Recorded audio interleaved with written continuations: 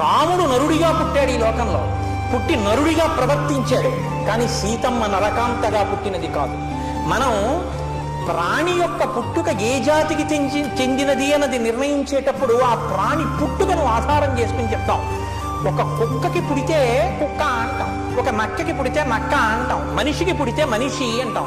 అసలు పుట్టుకే లేకపోతే, అసలు పుట్టుకే లేనిది ఈ భూప్రపంచంలో ఉన్నటువంటి జరాయుజ అండజ స్వేదజ ఉద్భుజములలోకి రాదు. మరెవరై ఉండాలి?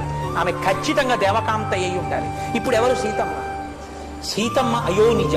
ఆమె ఒక తల్లికి తండ్రికి గర్భవాసం చేయడం చేత పుట్టిన తల్లి కాదు. అయోనిజగా నాగటి చాలుకు దొరికింది. తనకి తాను పేరు పెట్టుకుంది. సీత అన్న పేరు జనకుడు పెట్టలేదు, తానే పెట్టుకుంది. తనకి తాను పెట్టుకుని జనకుణ్ణి ఉద్ధరించడానికి, జనకుడికి కీర్తినివ్వడానికి దొరికింది కాబట్టి జానకి అని ప్రఖ్యాతి వహించింది. అటువంటి